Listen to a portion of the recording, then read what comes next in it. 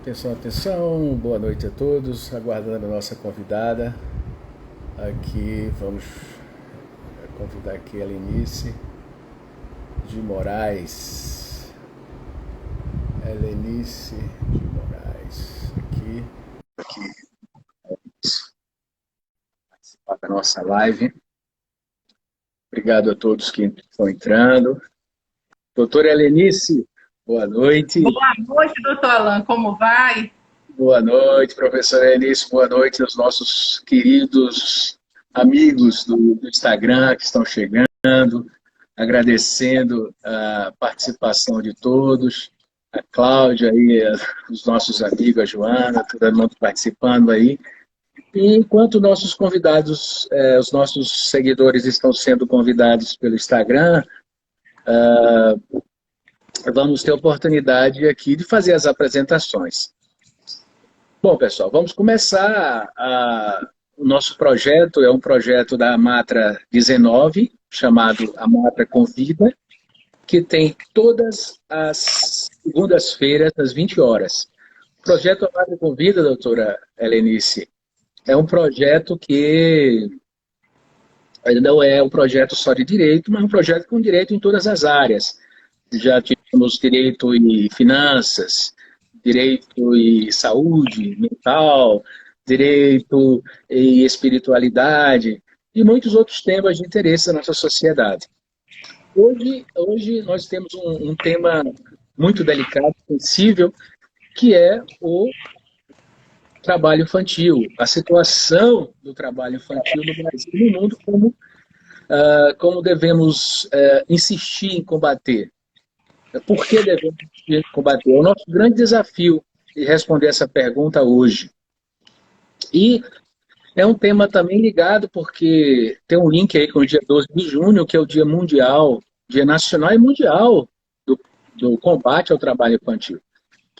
Então, é um tema que nós colocamos em mesa aqui com a doutora Helenice. E antes de passar a palavra a ela para as saudações iniciais, nós vamos fazer a leitura do seu currículo, que é um currículo muito proveitoso, extenso, positivo, né, doutora Helenice? Doutora Helenice Gentileza sua, doutor Alan. professora, ela é mestre em Direito Público, é doutora também em Direito Público pela Pontifícia Universidade Católica do Rio Grande do Sul. Ela é professora de graduação e pós-graduação em diversas faculdades aqui de Alagoas. E também advogada voluntária do Instituto Maria da Penha, diretora adjunta da Escola Superior de Advocacia e também coordenadora regional da escola, nacional da escola, né, no âmbito regional. Ela também é conselheira e vice-presidente da Cruz Vermelha brasileira, também advogada do Instituto Maria da Penha, advogada voluntária. E, além de mais, a doutora Helenice é uma excelente advogada trabalhista na área de família. O seu doutorado também teve relação com essa questão da criança, né? De algum modo teve relação. Então, doutora Helenice, além de ser uma advogada excelente, trabalhista, advogada de família, né? Como reafirmei aqui. E eu dou a palavra para as suas considerações iniciais. Sejam bem-vindas, seja bem-vinda nesse espaço da Matra 19, a Matra Convida. Boa noite a todos e a todas que nos assistem no Instagram da Matra 19. Prazer muito grande fazer parte desse projeto do Amatra Convida. Desde já agradeço ao doutor Alan Esteves pelo honroso convite de estar aqui hoje, nesta noite, debatendo um tema de importância ímpar, tanto para a sociedade quanto para o mundo acadêmico, porque quando a gente fala sobre trabalho infantil, a gente tem uma perspectiva multidisciplinar, né, a ser discutida e aproveitada, né, na noite de hoje, porque a gente fala das questões de trabalho infantil, mas a gente também faz uma remissão às questões de família, porque a gente não pode falar de criança e adolescente sem perpassar o tema da família. Então, doutor Alan, muitíssimo obrigada pelo convite.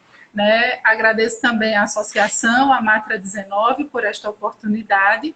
Agradeço a todos que já entraram, que vão nos acompanhar, né? E espero que o nosso debate não finde por aqui, que a gente encontre outros mecanismos né, outros meios para continuar discutindo o direito e construir, né, porque a discussão leva a uma construção de pensamento, de raciocínio, e eu acho que a nossa função, né, enquanto trabalhadores da área jurídica, digamos assim, já que o termo operadores do direito não é muito simpático a mim, né, ou a gente arruma outro daqui a pouco, mas eu acho que a nossa função é essa, né, tentar solucionar os problemas reais que nós temos em nossa sociedade. Além de discutir a teoria, é trazer essa teoria para a solução dos casos concretos e que a gente possa, de fato, efetivar o que o direito nos diz, o que a Constituição nos manda. É verdade. Obrigado por suas palavras iniciais. A Matra 19, muito feliz, em nome da sua diretoria, desde já, agradecemos a sua presença. E para começar logo esse tema, doutora Helenice, eu gostaria de refletir, em primeiro lugar, que é um desafio para todos nós, um desafio, porque é um tema delicado, uma situação de trabalho infantil é um tema que é reconhecido. O trabalho infantil é reconhecido pelo governo, pelas instituições, pelas entidades, pela população em geral, é reconhecido. Como tratar esse tema? Como? Sem ser pessimista, sem ser, não ter nenhum problema de, assim, interior, revolta, né, com a civilização, com a humanidade, com o direito, com a própria evolução da civilização. Como nós vamos tratar esse tema, doutora Enes, sem essa pressão interior de falar de algo tão sensível? O que é que você consideraria em primeiro lugar? Veja, doutor Alan, é como eu já disse, né? O tema é bastante rico. E aí a gente tem muitas perspectivas a trabalhar. Primeiro, falar de trabalho infantil é trabalhar uma questão que nos toca, nos remete a uma situação de direitos humanos, na verdade, de violação de direitos humanos. E quando a gente fala numa questão dessa natureza, não há como não nos indignar ou não nos gerar algum tipo de angústia. Mas o que eu percebo hoje na sociedade é que, apesar de ser um tema de violação gravíssima dos direitos humanos, de ser uma das prioridades da Organização Internacional do Trabalho, a erradicação do trabalho infantil, da gente estar desrespeitando o nosso direito interno em razão do ECA, do Estatuto da Criança e do Adolescente, e do próprio artigo 7º da Constituição, a gente hoje em dia, né, infelizmente, muito infelizmente, ainda não vê mais, digamos assim, essa indignação como algo generalizado. De alguma forma, a sociedade parece que tendeu a normalizar a questão do trabalho infantil, a passar por um semáforo, a encontrar alguma criança vendendo alguma coisa na rua, catando latinha depois de um show, quando antigamente tinha. E eu chegava a ver pessoas a ajudar dando uma latinha, né? Então, assim, a gente deveria, sim, ainda se angustiar e se indignar para procurar soluções. E eu acredito que a gente acha essas soluções sem se revoltar com a humanidade. Não é preciso chegar a tanto. Basta que a gente se coloque na posição correta. Por quê? A gente tinha uma legislação relativa à criança e adolescente, né, até 1988, que ela não previa nenhum tipo de proteção. A partir da Constituição de 88, aí eu volto para essa discussão. Naquele momento da Assembleia Nacional do Constituinte, em 1988, nós tínhamos movimentos sociais organizados. Esses movimentos sociais organizados pressionaram, à época, os legisladores para que o texto da Constituição cumprisse os tratados internacionais que o Brasil já havia, né, assinado. Então, nós tínhamos, na perspectiva de direitos humanos, proteção para criança e adolescente e ainda não tínhamos na legislação interna. Então, foi lá, né, em 88, na época da feitura da Constituição, que principalmente esses movimentos sociais organizados, OAB, Movimento das Mulheres Dona de Casa, Meninos e Meninas de Rua e tantos outros, fizeram uma pressão para que esse direito internacionalmente já consignado entrasse no nosso ordenamento jurídico e pudesse proteger criança e adolescente efetivamente no Brasil. Daí a gente ganha o artigo 227, com a proteção integral para criança e adolescente. E nesse instante que a gente tem essa nova legislação, que ao invés de segregar e reprimir, protege, ela traz, né, para o protagonismo toda a sociedade. Então, eu, você, quem está nos assistindo, quem é pai, quem é mãe, quem não é, o poder público, qualquer um, todos somos atores, né, da proteção da criança e do adolescente. Então, a gente precisa assumir esse protagonismo. Cada um dentro da sua função, né, colaborando para que o que a gente tem no 227 e que se transformou através de regulamentação com o Estatuto da Criança e do Adolescente se torne efetivo. O que a gente tem no artigo 7º da Constituição também se torna efetivo. Então, a gente não precisa desacreditar da humanidade. Eu acho que a gente precisa educar a humanidade, né, neste sentido, e entender que a gente não pode normalizar situação como o trabalho infantil. E quando a gente fala aqui no trabalho infantil, quase em regra, a gente está falando no trabalho infantil que explora a criança e adolescente, que rouba a infância, que rouba a perspectiva de um futuro melhor, porque tira da escola, tira a saúde, né? Tira a saúde física e psicológica e impõe aquela criança, aquela adolescente a uma situação de extrema vulnerabilidade. Então, se a gente assumir os papéis que nos são dados através do texto da Constituição, através do próprio Estatuto, talvez a gente possa colaborar de forma mais efetiva para que a questão do trabalho infantil deixe de ter índices tão alarmantes no nosso país. A tendência é, poder público é quem tem que fazer, né?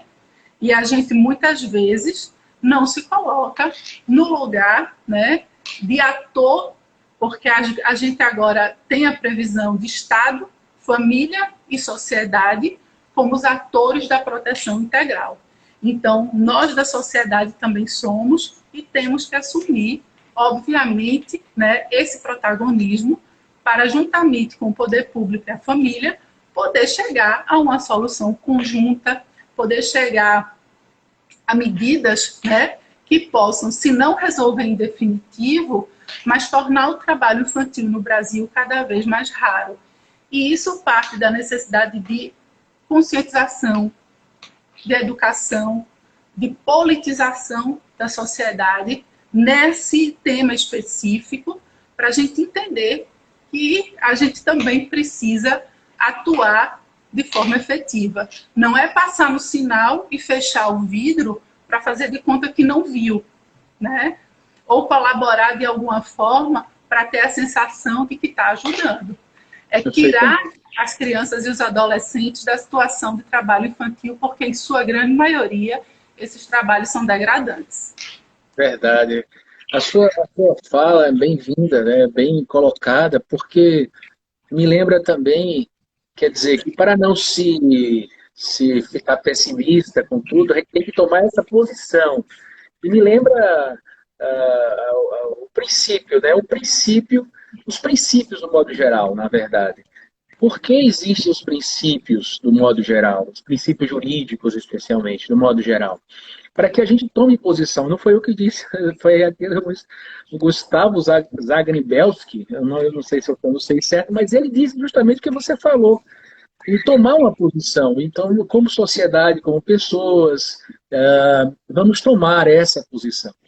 E seguindo a nossa reflexão, antes disso, agradecendo a presença de todos que estão chegando, do Zé Alberto, o Jonathan, os nossos amigos da Bahia também, de Pernambuco, muito grato pela presença.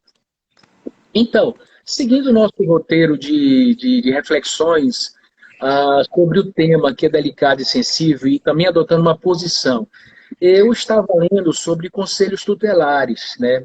Os conselhos tutelares, que existem, eles apontam vários motivos por que as crianças vão precocemente para o trabalho. Uns dizem que é para se autossustentarem, porque os pais brigam, eles vão para a rua, para se autossustentarem. E se decepcionam, se prejudicam e tal. E outros dizem que os pais mandam para que eles sejam competentes, para que eles não tenham preguiça com aptidão, tenham aptidão, aliás, outros também dizem que eles iniciam o trabalho para ajudar as famílias com pouca renda. Doutora Alice, o que é que você acha dessas considerações dos conselhos tutelares? Eles estão certos? É isso mesmo? São essas mesmas as causas? Ou você pode apontar outras que a gente não está vendo aí? Por que as crianças trabalham, vão trabalhar? Doutor Alan, veja só, a gente tem que primeiro pontuar essa questão do trabalho infantil, né? Trabalho infantil é proibido no Brasil e o tipo de trabalho que a gente está falando aqui é geralmente aquele trabalho que é degradante, né? É aquele trabalho que coloca a criança e o adolescente em situação extremada, de vulnerabilidade, de riscos e etc. A gente não está falando aqui, e aí a gente pode abrir um parênteses, do trabalho infantil daquela criança que está na novela, está no programa de TV e etc. Se bem que eu não enxergo, né, esse tipo de trabalho também ausente de nocividade, certo? É preciso que haja um acompanhamento também desses atores mirins e etc., porque, a depender dos contextos de atuação, você pode ter ali também um desequilíbrio psicológico desencadeado. Então, não é porque está na televisão que está liberado. Mas o que a gente está vendo aqui, que a gente trabalha sobre o viés de trabalho infantil, é justamente aquele trabalho infantil originado principalmente da pobreza, da má qualidade da educação e de questões culturais. Então, por incrível que pareça, tá? Ainda tem situações onde as famílias entendem que é melhor que a criança esteja contribuindo com o sustento do lar do que estudando. E aí vamos analisar, porque essa questão é sociológica. A gente vem justamente para discutir o núcleo familiar onde essa criança está inserida. Então, antes da gente falar na proteção exatamente da criança e do adolescente, é necessário que a gente trabalhe as famílias. Por quê? Por mais que o Estatuto proteja criança e adolescente, eu não vou conseguir isolá-los numa bolha, dar proteção e depois devolver para um lar onde o problema já estava instalado. É verdade. Então, eu preciso trabalhar as famílias. Profilaticamente, o Estatuto da Criança e do Adolescente já fala nisso, né? Então, a gente tem que realmente estruturar essas famílias, né? Permitir que o raciocínio desse ciclo vicioso do trabalho seja quebrado, que a permissão de que algumas crianças e adolescentes frequentem a escola regularmente, né, seja dada pelos pais, que os pais não entendam a necessidade, né, urgente dessas crianças trabalharem para adquirir a dita responsabilidade ou competência, etc. Porque a gente está falando, né, de pessoas em desenvolvimento. E esse desenvolvimento passa por várias fases. E essas fases devem ser acompanhadas, orientadas e dirigidas pelos pais. Se os pais não têm condição para este acompanhamento, certamente a gente não tem criança e adolescente estruturado no sentido de que possam estudar, possam brincar, possam ter as atividades de criança e adolescente para que o desenvolvimento aconteça sadio e harmonioso, como manda o Estatuto da Criança e do Adolescente.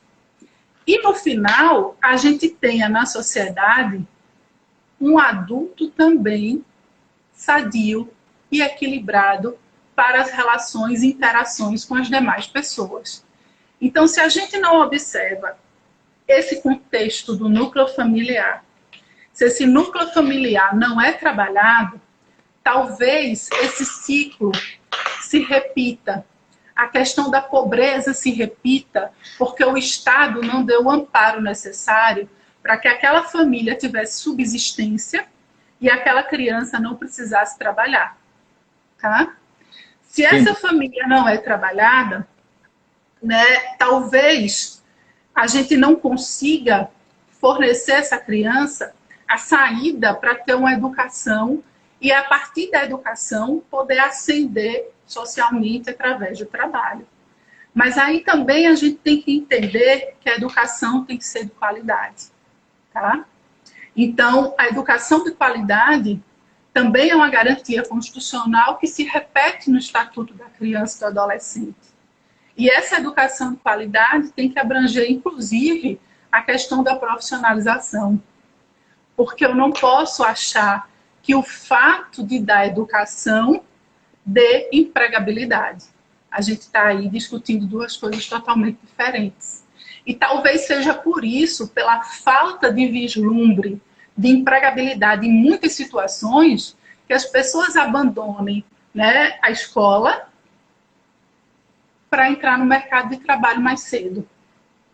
A escola talvez não me dê a oportunidade que eu queira. A escola talvez não mude tanto a minha realidade, porque a escola não trabalha a empregabilidade, em sua maioria. Então, eu vou logo para o mercado de trabalho. Né? Não vai mudar tanto, vai ser a mesma coisa, ou quase igual. Então, eu estou lá já no mercado de trabalho. Então, a gente também precisa repensar a qualidade da educação no Brasil e a finalidade da educação no Brasil. Né? Quem é esse jovem formado no ensino médio ou no ensino superior que a gente está entregando para o mercado de trabalho? Então, isso também deve ser repensado. Como as questões culturais, né, que entram aqui em todo esse contexto. Porque muitas vezes ingressar no mercado de trabalho é uma questão daquela família que tem isso, né, arraigado em sua mente, em sua cultura, e é necessário que você trabalhe cedo, que você vá logo para o mercado de trabalho, que você produza, que você leve adiante, né, o negócio que era do pai, do avô, seja lá qual for, tá? E aí, quando a gente fala nisso tudo, dificilmente a gente está aqui trabalhando a questão de um jovem empreendedor que está herdando uma empresa, né? A gente está falando de um trabalho mais sacrificado, com a remuneração baixa, né, onde as pessoas têm horas exaustivas de trabalho. Então, por isso que se torna degradante para a criança e adolescente, porque interfere na formação biológica, na formação física, psicológica, e muitas vezes, né, a moral e o caráter é moldado de uma forma como a não esperada, a depender, né, do ambiente onde você transite com esse tipo de trabalho. Então, é por isso que a gente não está falando de trabalhos confortáveis, digamos assim, né? A gente não está falando de nada que seja, né, disputado por ninguém. A gente está falando de crianças que estão fabricando fogos de forma clandestina. A gente está falando de crianças que estão em carvoarias. Ontem mesmo passou uma reportagem, crianças trabalhando em garimpo. Se você assistir uma realidade nossa, que é aqui da favela Sururu de Capote, vocês vão ver crianças na cata do sururu, dentro da lagoa que está poluída, crianças adoecendo, crianças tendo problema de nanismo pelo movimento da cata do sururu, impossibilitadas de ir à escola, né? E, obviamente, aquela vai ser a realidade que vai se perpetuar na vida delas. Então, oportunidade melhor não terá, e socialmente serão pessoas empobrecidas porque a situação começou lá atrás, na infância. Lenice, você tem razão. Muitos dos nossos convidados, nossos seguidores estão concordando com a sua palavra, dizendo que realmente tem que atender essas necessidades. Porque, na verdade, é um longo caminho a percorrer. É um longo caminho a percorrer e nós não podemos deixar de falar todo ano, toda hora, que temos que combater o trabalho infantil. E quando nós percebemos as estatísticas, ficamos ainda mais espantados. Eu estava vendo a estatística da IBGE de 2019 e temos uma média de 40 milhões de crianças e adolescentes de 5 a 17 anos, 2 milhões estão trabalhando, e desses aí, muitos, como você falou, em trabalho de risco. Mas o que me chocou muito, o que me choca muito, por exemplo, é aqueles que trabalham, as crianças que trabalham com castanha. A reportagem deu também, várias reportagens, vocês podem ver, meus amigos, que eu fico entristecido, porque eles trabalham com a castanha de caju, e a castanha de caju ela tem uma certa nódoa, um ácido, e esse ácido ele queima as digitais das pessoas, das crianças e adolescentes. Imagine, a pessoa já na infância, né, não tem as digitais, e quando for fazer uma identidade, não vai poder fazer identidade porque ele não tem como colocar as digitais ali. Imagine isso. Então é uma situação chocante e que a gente vê da carvoaria, como você falou, do sururu de capote. Eu não sabia dessa situação, mas a gente tem que combater isso. O que você acha, Helenice? Essas estatísticas, elas correspondem à verdade? Elas são ainda um retrato ainda menor da realidade? Por causa dessa pandemia Covid-19, muitas crianças foram para as ruas, muitas para se autossustentar, os pais perderam o emprego e a situação ficou pior. O que é que você nos traz aí de reflexão sobre essas estatísticas do IBGE e esse trabalho de risco, como o da castanha que eu citei aqui? Doutor Alan, essas estatísticas que tanto nos assustam ainda não são reais, creio eu, porque a gente deva ter uma subnotificação, a gente deva ter uma cifra negra de não registro de trabalho infantil, né? Até bem pouco tempo atrás, é fácil relembrar que era fala comum você trazer uma menina do interior para trabalhar na sua casa na capital, né? Então, talvez a PEC das domésticas tenha contribuído muito para que a gente tivesse uma diminuição dessas questões. Mas era muito comum meninas a partir de 10 anos, né, estarem trabalhando em atividades domésticas sem remuneração. E, obviamente, isso não tinha registro, porque era a história da comadre que mandava a menina, né, para a casa da outra comadre, que uma ajudava a outra e estava tudo certo. Além disso, a gente tem, obviamente, lugares onde fiscalização não chega, onde denúncias não são feitas, né? Eu estava vendo, inclusive, situações que não são exatamente trabalho infantil, mas que tocam muito próximo ao tema, números alarmantes de exploração sexual e violência sexual infantil, certo? Então, obviamente, tudo isso ainda não é a realidade efetiva do nosso país. Porque a gente tem, sim, casos que não são registrados por vários motivos, né? E talvez a gente tenha ainda um número muito maior de crianças trabalhadoras, e crianças trabalhadoras tendo a infância roubada, a saúde roubada, né? As questões de sanidade mental roubadas. E tudo isso, né, a olhos vistos, porque muitas vezes a gente vê e talvez não seja, como eu estava falando lá no começo, protagonista para conseguir denunciar ou, né, resolver alguma questão. Mas, por outro lado, se a gente for fazer um raciocínio da lei, ao tempo que o artigo 227 fala em proteção integral, ele também fala em prioridade absoluta. Então, para que a gente tenha um número menor ou uma erradicação efetiva do trabalho infantil, para que esses números parem tanto de nos assustar, isso tem que ser trabalhado com prioridade. E é uma prioridade constitucionalizada. Não tem nada além, não tem nada mais prioritário que isso. Trabalhar a questão da criança e do adolescente tem sim prioridade absoluta no nosso contexto constitucional. Então a gente tem que ter atitudes, estratégias profiláticas desde sempre, né? E aí eu começo com a questão da educação, até, né, situações mais emergenciais, com políticas públicas sérias para resolver a questão da criança e do adolescente. Porque muitas vezes a lei está aí, suficiente, mas a gente não consegue efetivar a lei porque faltam políticas públicas no meio do caminho para que a gente consiga fazer da lei uma realidade.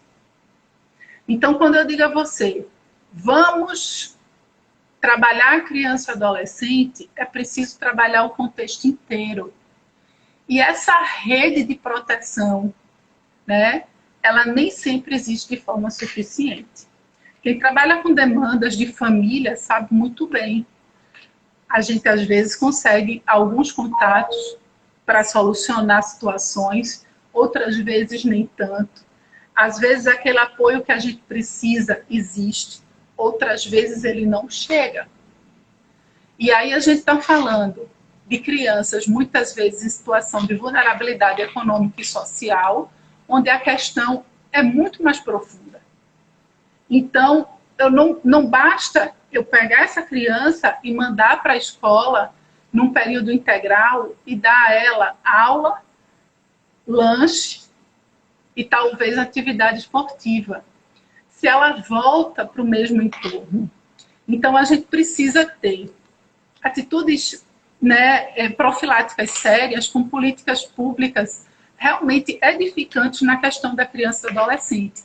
E que essas políticas públicas, além de serem efetivas, que elas sejam perenes. Eu não posso começar um programa hoje e porque terminou o mandato do prefeito, do governador, do presidente, eu acabe o programa entendendo que o programa era do partido ou do candidato. A gente tem que entender que essas medidas de profilaxia e de políticas públicas são o cumprimento do texto da lei. E elas não podem desaparecer porque acabou o meu mandato de governo, de prefeito, seja lá o que for. Eu tenho que ter uma solução de continuidade, porque as crianças ainda continuam sendo submetidas ao trabalho infantil e à exploração desse trabalho. Então, se eu tenho algum tipo de programa e esse programa ainda não cumpriu de forma satisfatória todo o seu objetivo, ele tem que ter continuidade. Então, às vezes os programas aparecem, existem, mas da mesma forma desaparecem, se desvirtuam, e é por isso que a gente tem que ter uma conscientização muito maior. Tá? Não é porque o problema não é meu que eu não tenho que cuidar dele. Porque o problema não é meu diretamente, mas indiretamente ele me alcança.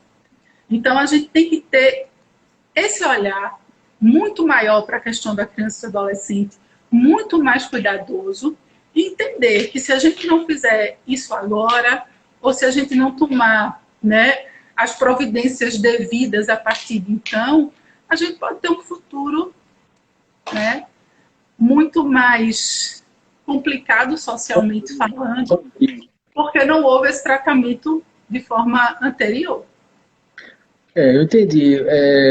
As suas reflexões são excelentes, Selenice, porque nós conseguimos alcançar o seu pensamento a respeito desse problema, da situação do trabalho infantil, que é grave, gravíssimo. Então, são 2 milhões, você acredita que é mais? Você acredita que devemos tomar posições firmes? Devemos tratar a família como políticas públicas e políticas sociais, públicas e sociais? Mas eu quero, assim, perguntar a você como as pessoas, como o mundo político vai aderir, como as pessoas comuns vão aderir. As leis estão aí, as leis, os costumes, as práticas estão no mundo.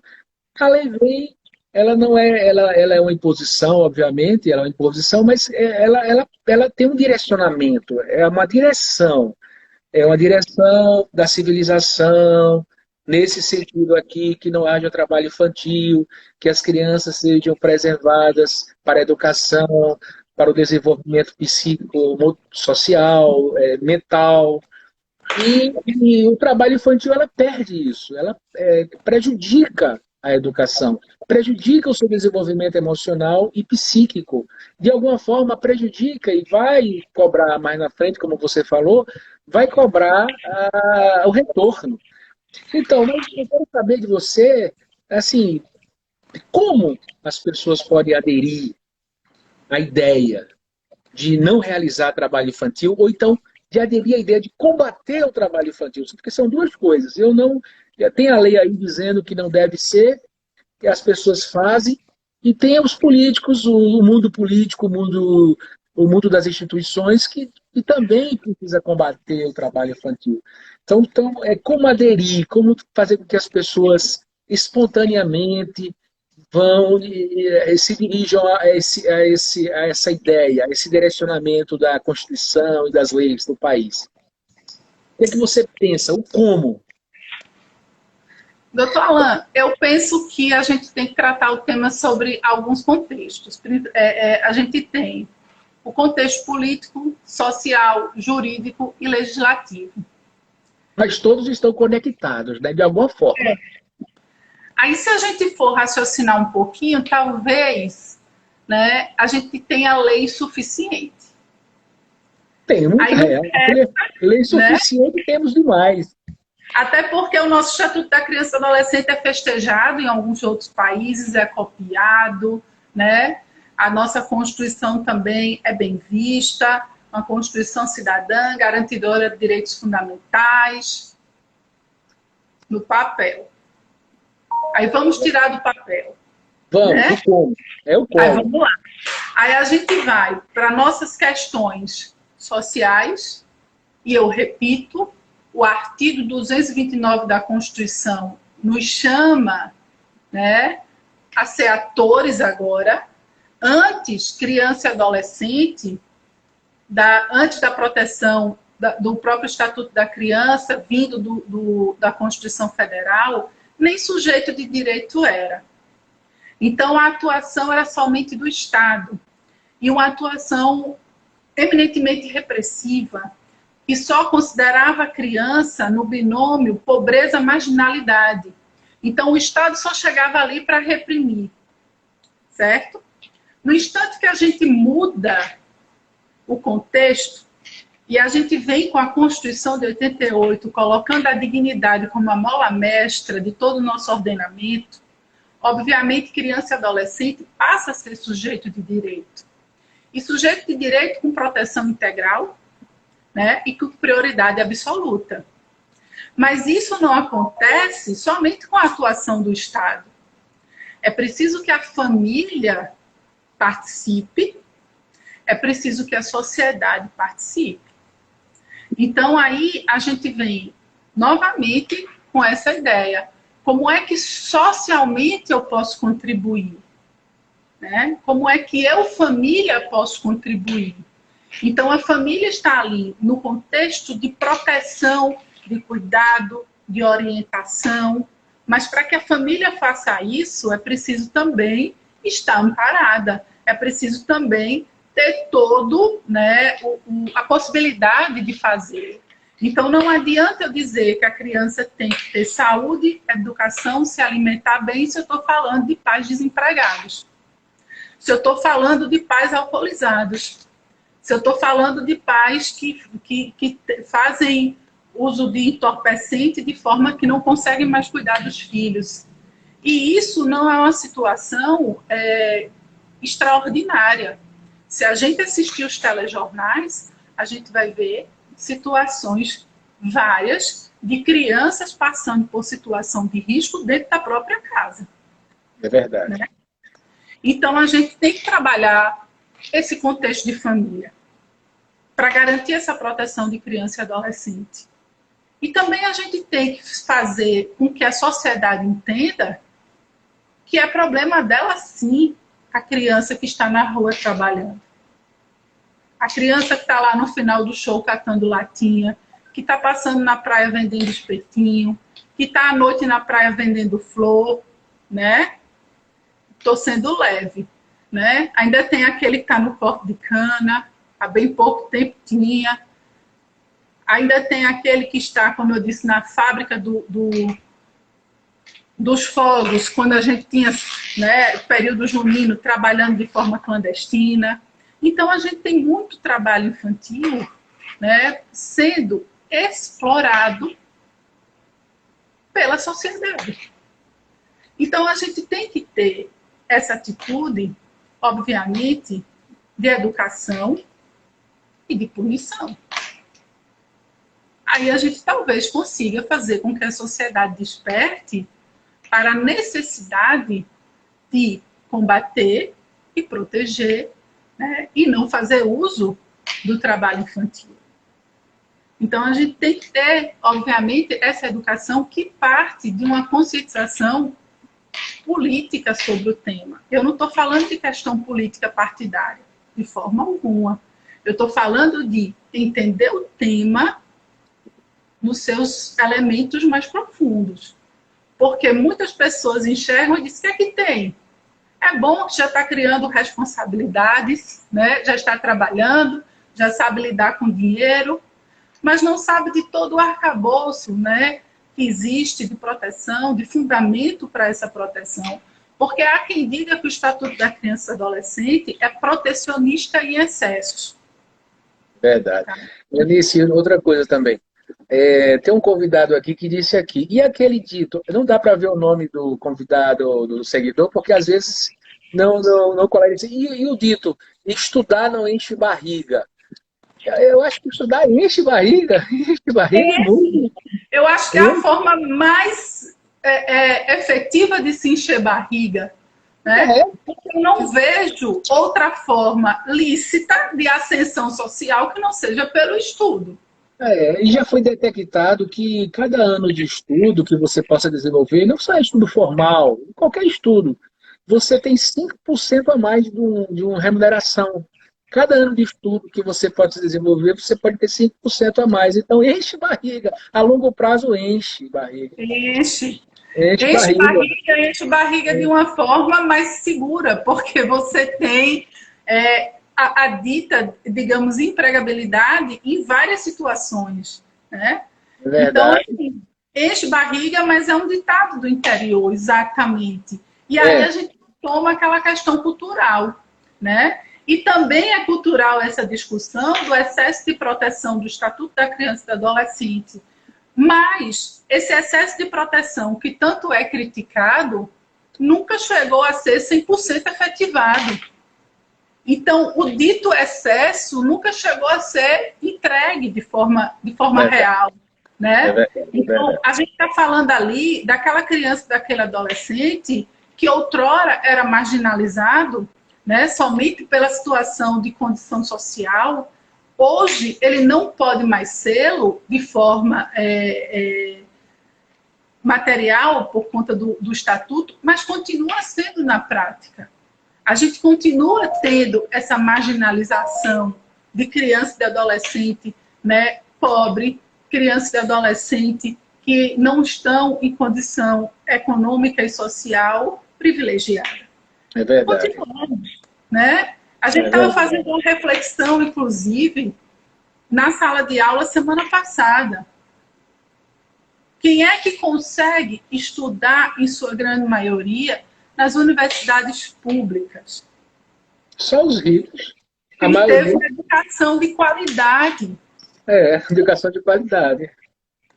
Quem não teve e quer chegar às universidades, vai ter que padecer muitas vezes de um empréstimo educacional e vai para a universidade privada. Verdade. Então, a gente, às vezes, tem uma inversão, a gente não raciocina muito essas questões de fundo, né? E tenta enxergar as questões de forma imediata. E é justamente por esse imediatismo, sem um tratamento muito mais aprofundado das situações, né? Sem realmente uma política pública séria, que a gente tende muitas vezes a maquiar o problema, né? A resolver de forma superficial, mas não erradicar, né, como deveria ser, né, o propósito da própria, deveria ser o propósito de todo o Estado, inclusive porque é a recomendação da Organização Internacional do Trabalho. Lenice, suas reflexões são excelentes, vamos continuar com elas. Lenice, tem muitas instituições que trabalham hoje no combate ao trabalho infantil.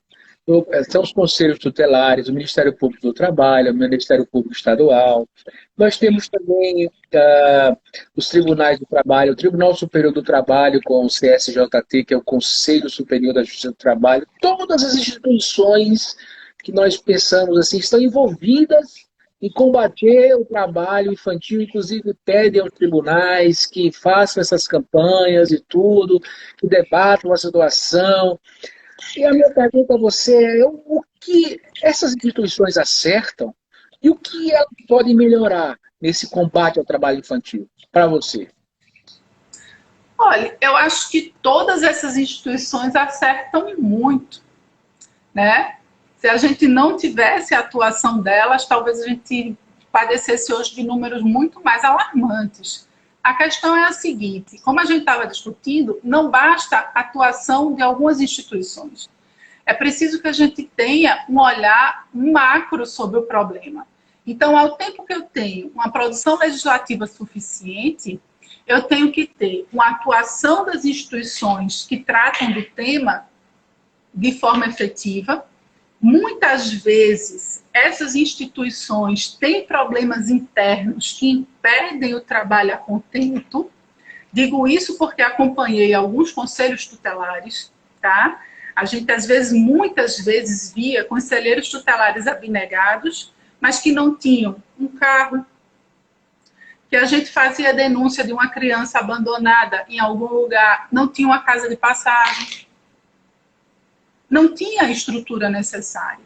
E muitas vezes também a gente via conselheiros tutelares utilizando a instituição para outras finalidades. Não vamos, né, fechar os olhos para realidades. Né? Então, veja, as instituições acertam muito, mas nem sempre conseguem chegar até a ponta do problema. Então, o problema tem que ser tratado de ponta a ponta. E isso só é possível quando a gente tiver uma rede de proteção real e efetiva. Veja só, o Estatuto manda, por exemplo, que a gente tenha uma estrutura física onde se abrigue todos os órgãos do judiciário para tratar, por exemplo, questão de criança e adolescente. A gente não tem. 1 ou 2 estados têm. Obviamente, quando a gente não tem isso reunido, as questões tendem a demorar mais a ter solução.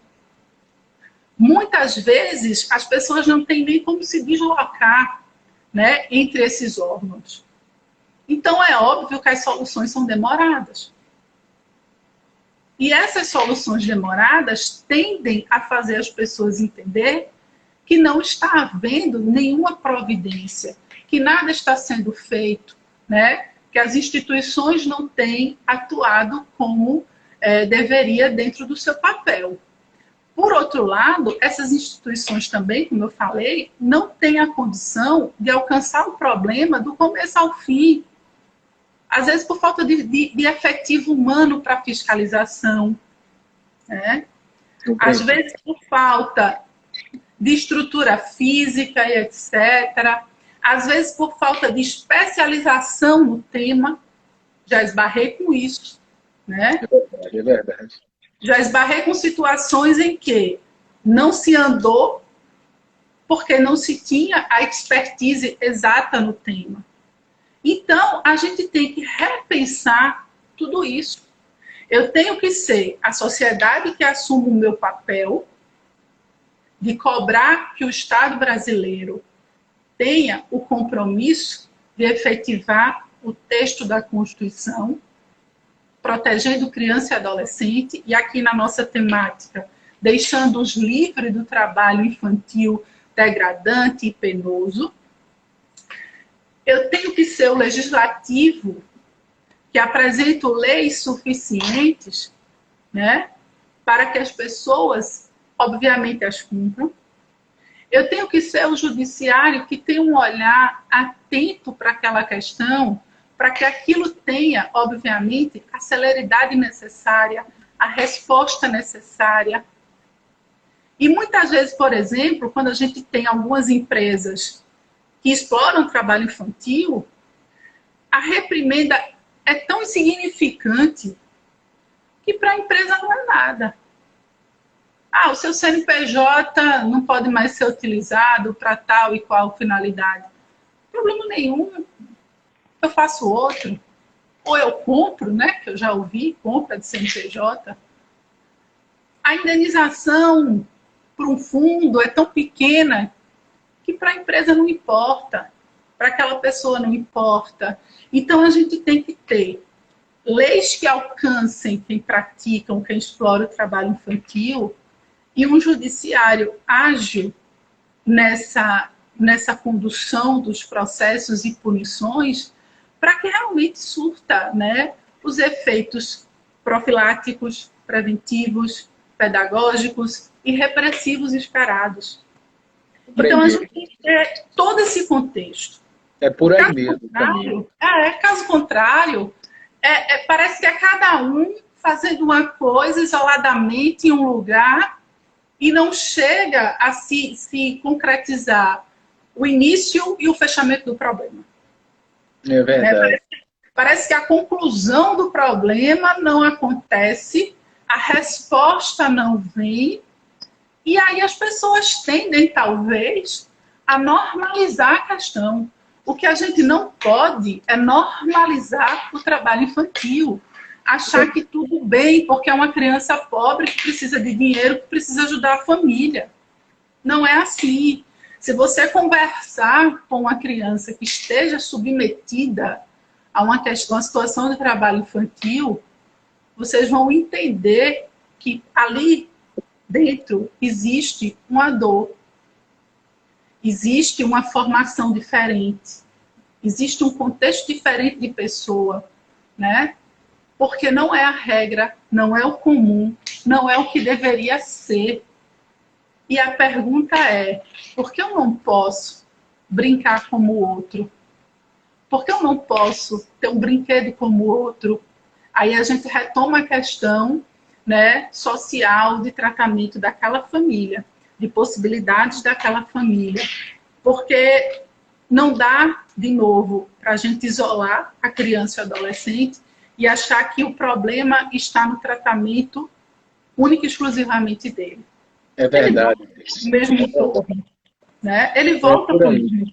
É por aí mesmo o caminho, a direção, as instituições, como nossos seguidores consideram, os alunos. Nós temos muito problema pela frente jurídico, problema social para resolver. Muito. O Brasil é uma sociedade jovem, mas os problemas são grandes e precisam ser resolvidos pouco a pouco. Mas aí tem uma situação que me deixa muito triste ao mesmo tempo, muito angustiado, porque a situação dos vulneráveis dentro da vulnerabilidade. Aquelas crianças que você disse trabalho penoso, trabalho tal, eles já têm uma carga horária maior, né? Ganham menos, se arriscam mais, mas dentro deles, dentro dessa, vamos dizer assim, comunidade, dessa situação, trabalho infantil, tem a questão das mulheres e dos pretos. Eles trabalham mais, ganham menos ainda. O que me faz lembrar daquela tese da professora Ana Paula de Barcelos, que diz que um direito fundamental, humano, como você disse, que o tratamento é humano e fundamental, um direito humano. Quando ofendido, não ofende só ele, mas é um direito em cadeia.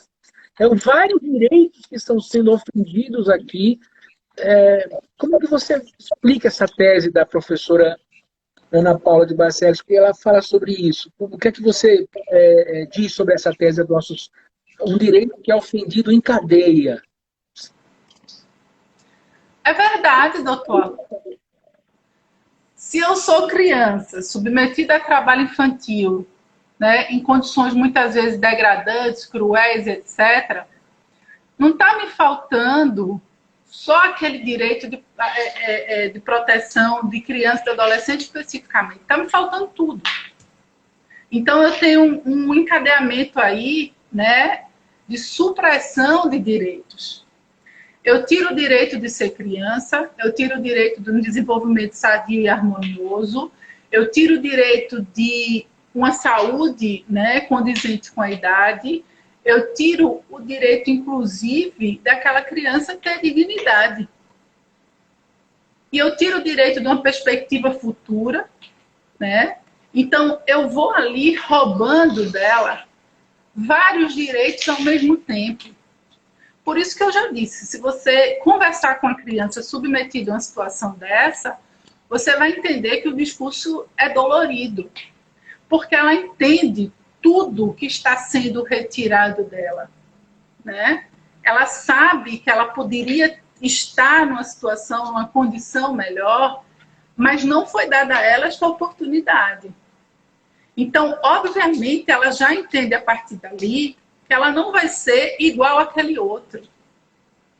E aí a gente tem que repensar se realmente a gente tem liberdade. Se realmente a gente está promovendo a igualdade. E aí a gente chega a repensar a nossa democracia, que é fundada nisso tudo. É verdade. Quando eu digo que o Estado é democrático de direito porque as pessoas têm igualdade e liberdade, eu tenho que raciocinar se todo mundo tem igualdade e liberdade. Porque se eu não tenho condições iguais, obviamente eu não sou livre igual, porque eu não consigo fazer opções. É aquilo ali para não morrer de fome. É aquilo ali para sobreviver. E como eu não tive a oportunidade de melhorar, né, numa situação educacional, eu vou ficar naquilo ali até morrer. E reproduzir, então, inclusive, né? Vou reproduzindo o ciclo. Então, eu não tenho como falar numa democracia plena num país onde a gente ainda vê uma desigualdade gritante. Seja com a mulher, seja com o negro, seja com a criança, seja com qualquer tipo de minoria ou vulnerabilidade. E temos várias e temos muitas. Tá? E temos que fazer que o mundo político possa agir, né, Lenice? O mundo político, temos que fazer essa cobrança a ele. Porque leis já nos foram dadas, mas, como disse a nossa convidada, a nossa seguidora Daisy, ela concorda com você e diz que faltam políticas efetivas, de eficácia, e o mundo político tem que agir aí para fazer com que você, como você disse, trabalhe com a rede, não pontualmente, mas uma rede de proteção. Isso, é claro, pouco a pouco, com os recursos escassos, às vezes, do orçamento público, mas tem que ser feito. Tem que ser feito e tem que ser mostrado à sociedade que vale a pena insistir no combate ao trabalho infantil. Vale a pena que as pessoas possam aderir a essa ideia. Nós temos muitas instituições que aceitam essas denúncias, né? Conselhos tutelares, a Secretaria de Trabalho e Emprego, a Secretaria de Assistência Social, o Ministério Público do Trabalho, o Ministério Público Estadual, até o Tribunal Superior do Trabalho, o CSJT, também está envolvido na campanha de combate ao trabalho infantil, pede que sejam feitas denúncias. Então nós temos um canal também de cobrança desse mundo político, dos atores políticos, para que façam com que as políticas que existam, mesmo precariamente, tenham eficácia e efetividade, não é, Lenice? Temos esses canais de denúncia, de cobrança, e-mails. Olha, os deputados e os senadores adoram serem provocados, adoram pedidos que a sociedade peça que eles possam agir. E assim, eles dão uma resposta aos seus eleitores. É uma resposta que precisa ser dada. Você considera sobre isso? Mas os eleitores, doutor Alan, só podem cobrar à medida que eles conhecem, que eles têm essa educação, né, sobre o tema, essa conscientização.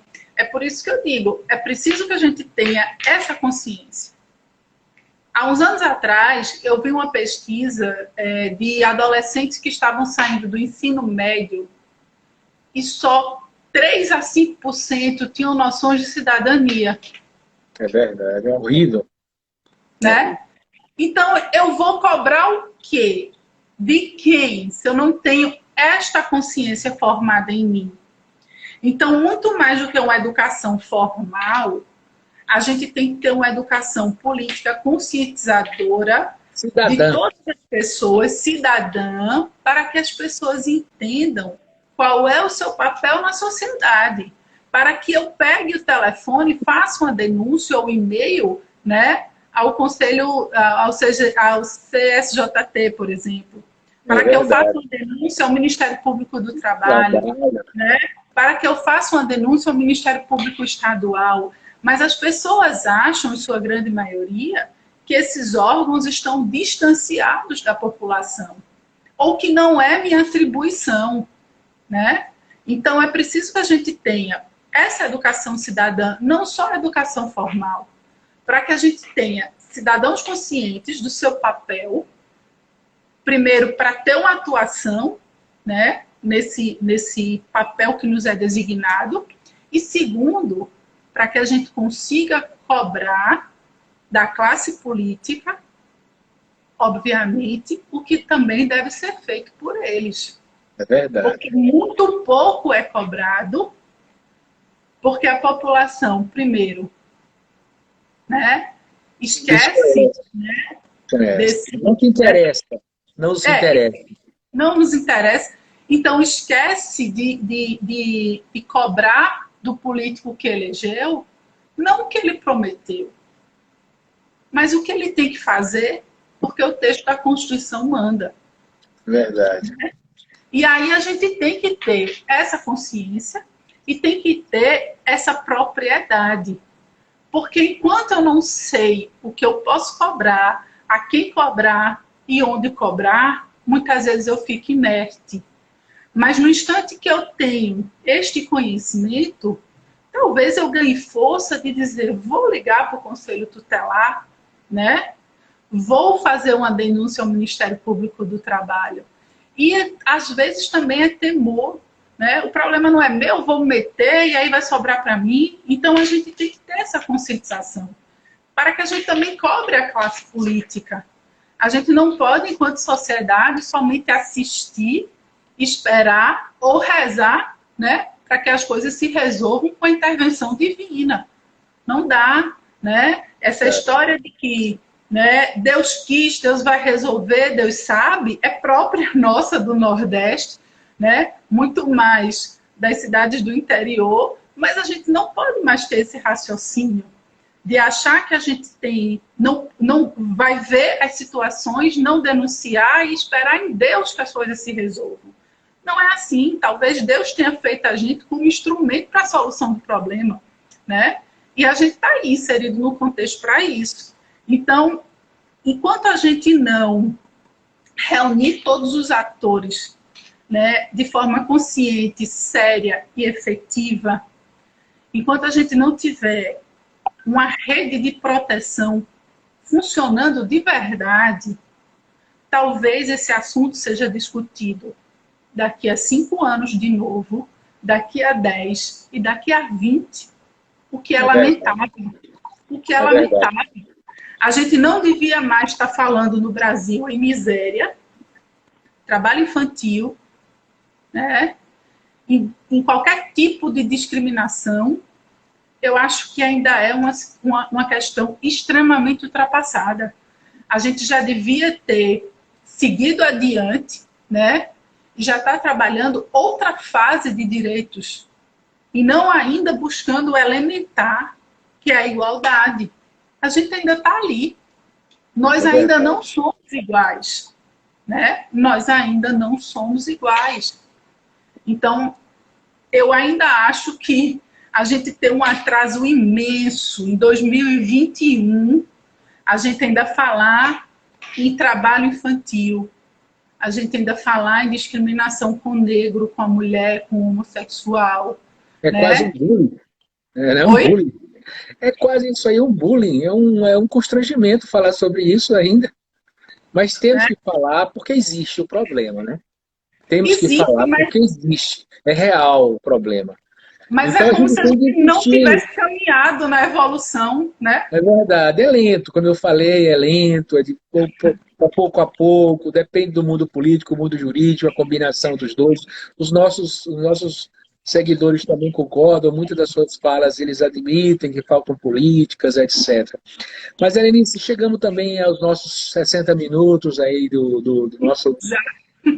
Você trabalhou muito bem os assuntos, essas flexões, eu gostaria de agradecer de todo o meu coração, em nome da Matra 19, sua diretoria, por esse espaço, esse tempo que você nos cedeu para falar de um tema tão sensível, relevante, necessário para a sociedade. E antes de dar a palavra final, uma última reflexão que eu queria de você é que qual é o grande princípio, que você nos diz que para inserir o nosso coração e nossa mente, para que essa situação do trabalho infantil não exista, não seja realizado, ou então seja combatido? Qual é o grande princípio que você nos deixa aqui para refletir e será o grande princípio daqui a 5 anos, como você diz, daqui a 10 anos, para que as pessoas possam entender esse problema e resolvê-lo? Doutor Alan, já que o nosso tempo está terminando, muitíssimo obrigada pelo convite. Novamente, reitero meus agradecimentos a você, à Matra, né? É muito prazeroso para mim discutir o tema. Criança e adolescente, para mim, é um tema extremamente caro.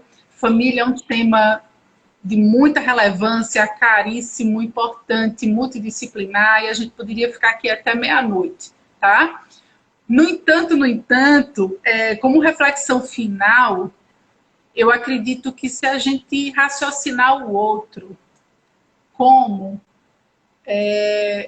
uma pessoa que mereça a mesma dignidade que a gente acha que merece ter, talvez a gente não explore mais ninguém.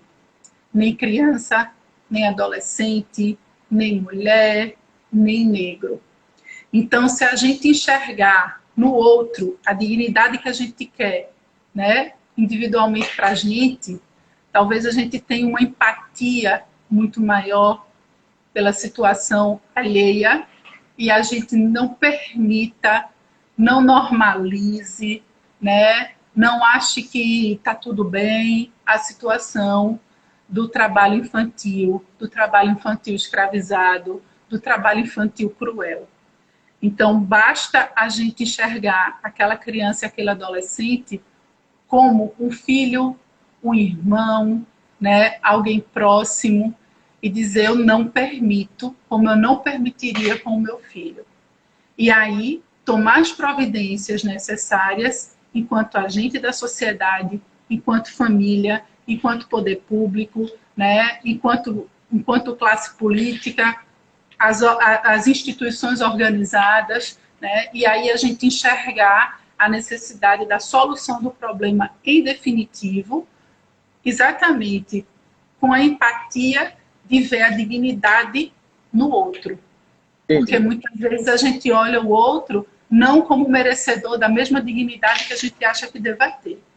Então, É no verdade. instante que a gente enxergar isso, que a gente olhar para o outro e ver que ele é merecedor da mesma dignidade que a gente quer, talvez a gente tenha, né, esse problema um pouco, né, minorado ou talvez resolvido.